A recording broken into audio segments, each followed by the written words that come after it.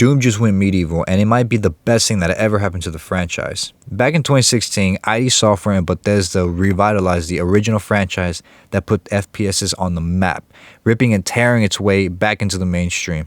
Looking back on it, I was one of the first ones to sing its praise as a goofy kid in high school. Even none of my friends played it with me because they thought it was an evil game. So I spent many lonely nights having the best of times with it.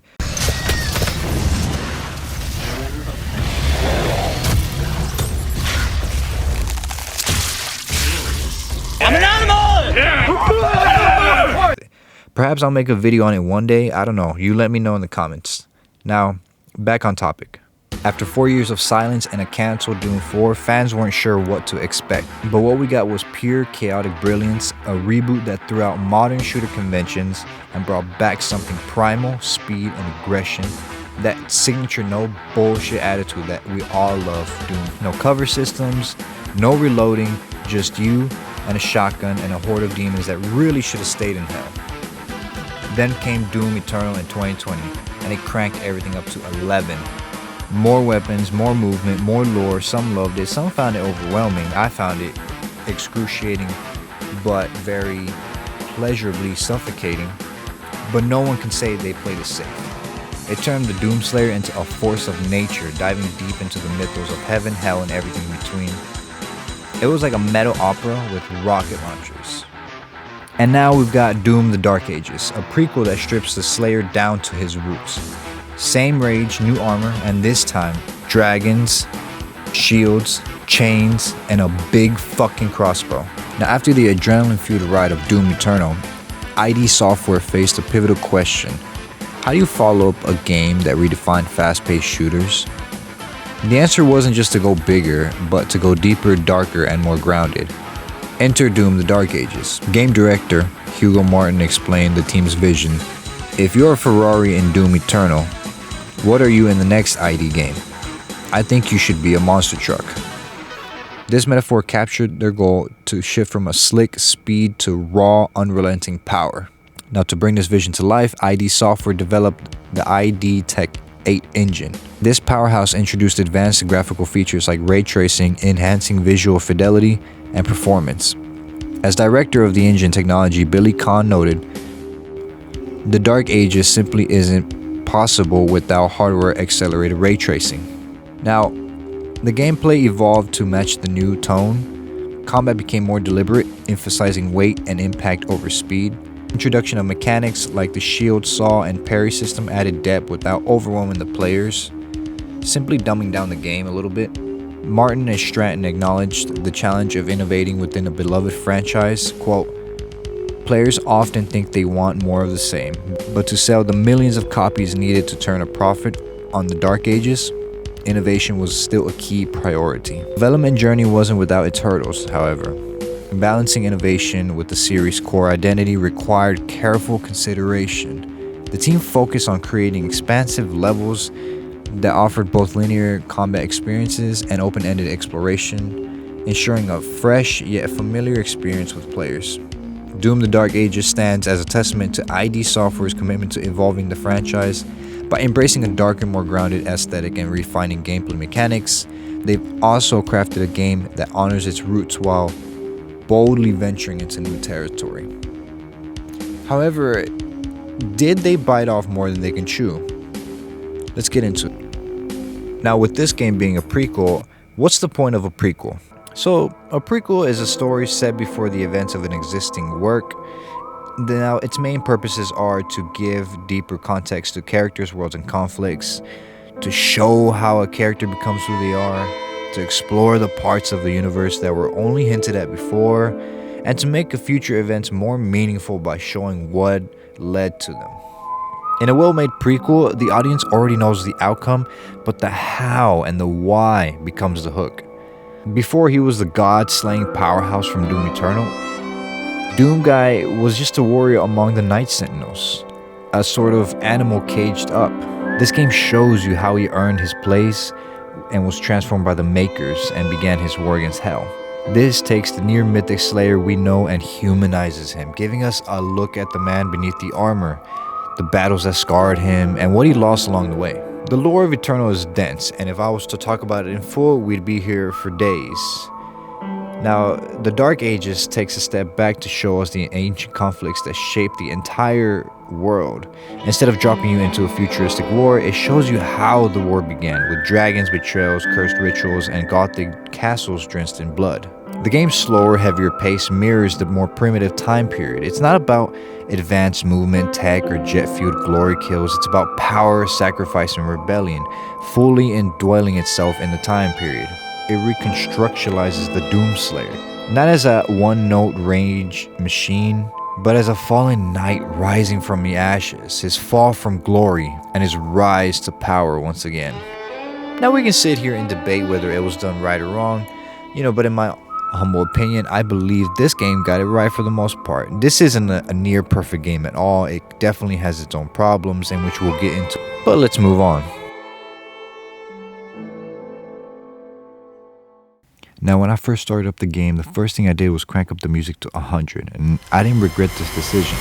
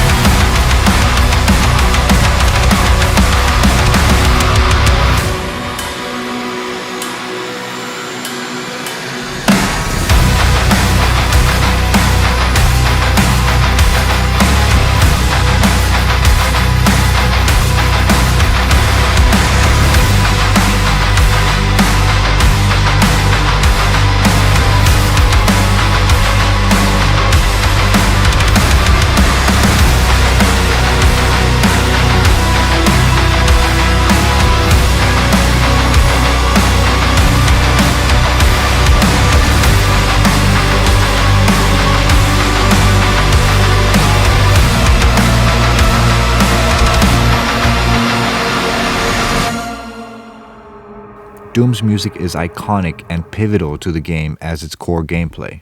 Sadly, this year we had to say goodbye to Mick Gordon's Symphony of Destruction, his metal opera, and we had to say hi to something more arcane. The soundtrack this time is composed by Finishing Move Inc., and it blends deep percussion strings and eerie medieval tones. It matches the gameplay very well in terms of the tone. It's a vibe, it gives a more Viking type of feel. I mean, to be quite honest, frankly, it's not as fleshed out and in-depth as what was there beforehand, like in Doom 2016 and Eternal.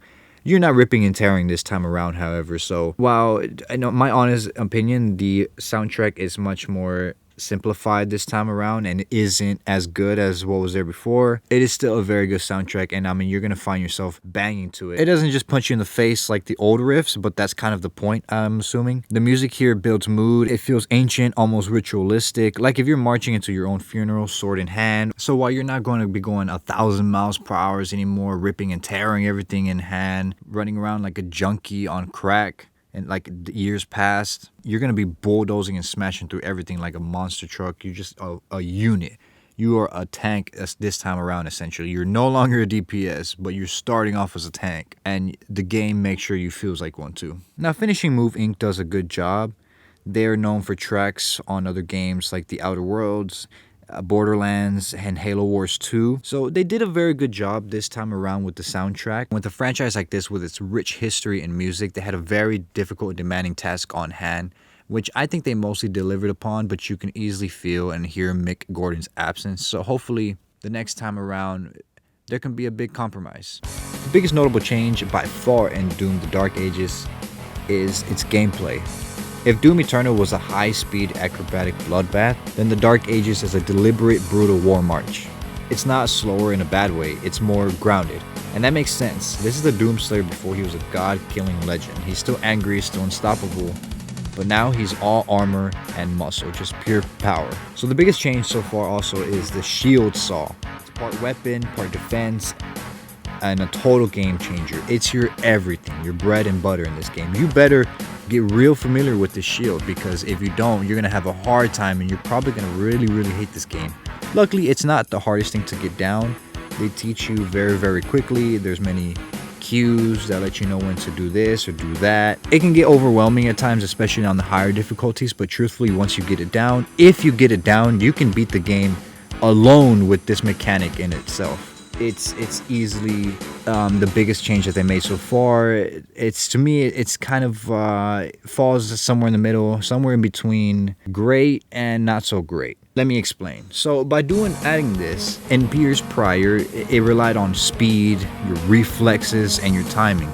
Now the game is more based on your positioning. You're not just dodging and shooting anymore, running and gunning no more. You're blocking, parrying, striking back.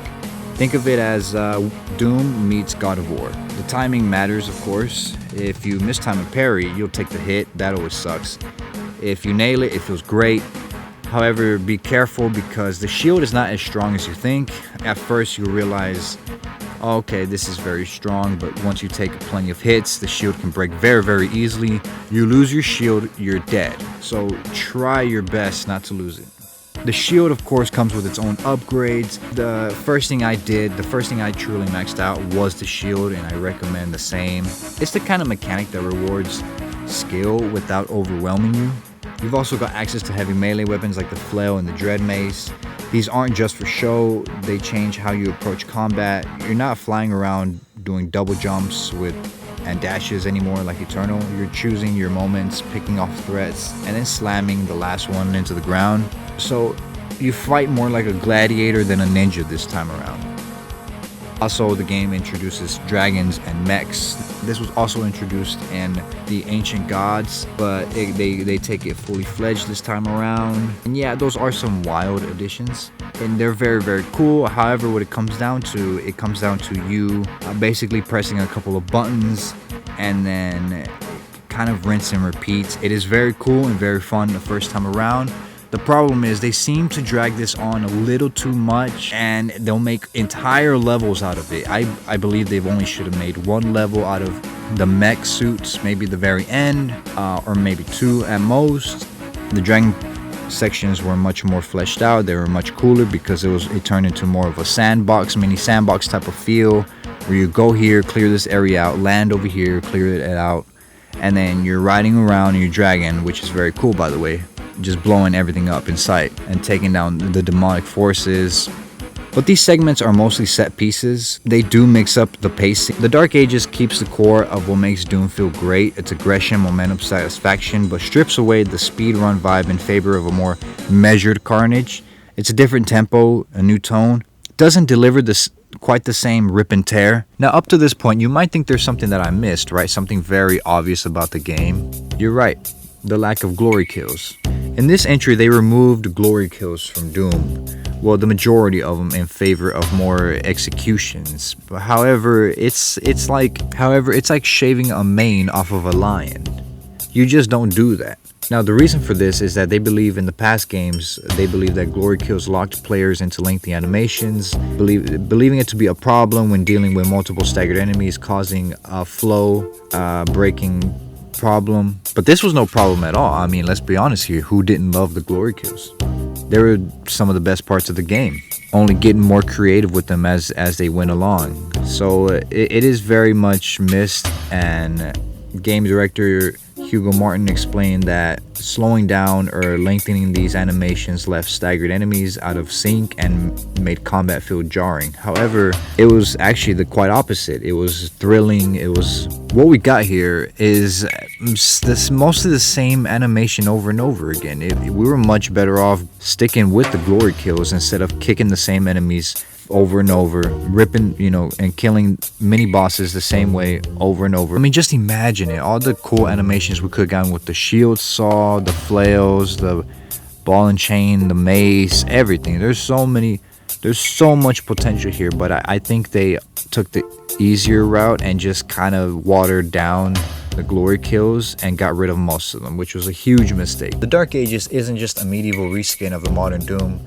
The weapons tell the story of a slayer who hasn't yet built the BFG or plasma rifles. He's using the tools of the Brutal Age, and they change how you fight. Now, we've already talked about how the shield saw steals the show and the new melee weapons that come with it, right? Of course. But the Dark Ages still offers plenty of new toys for you to play with. So the game offers medieval variants of classic guns, which are very fun to use and cool.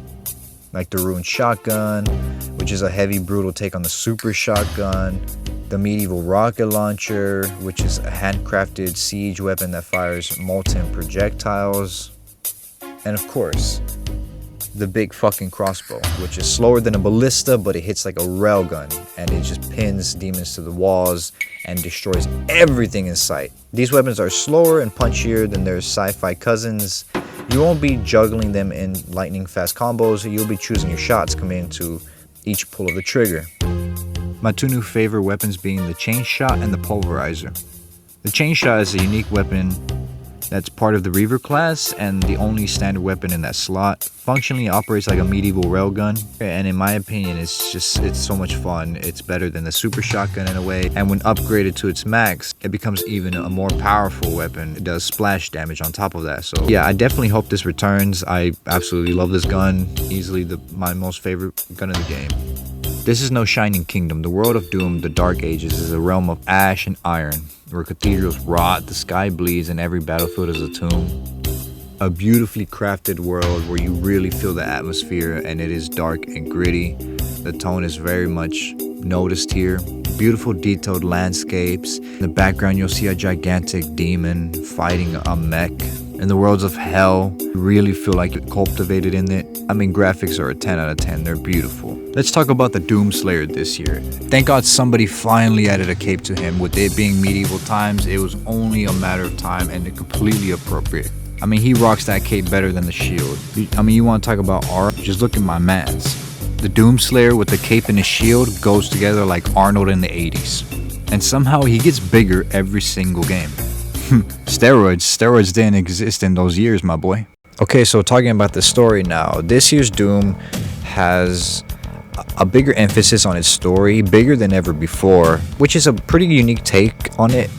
Now, I believe what was on paper was great, but what we got was a little different. I don't believe they hit the mark when it comes to the story. The characters are very forgettable. The only memorable one for me is Azrak and Thera. What they gave us here was a story of betrayal and rise to power. So to start things off, there's three factions. You got the demons, the makers, and the Night Sentinels. For some reason, the demons are attacking kingdoms and cities alike for some reason, of course, and the Night Sentinels are sent in to defend the said kingdoms and cities. Of course, they fell miserably. That's where they send you in. Now you're kept like a dog in a cage. How they got you there, who knows. Eventually, this fat fuck right here and the makers all betray you, leading to the Doomslayer, you, to completely lose his shit and break out. Eventually, you take a trip to hell, and Thera gets captured.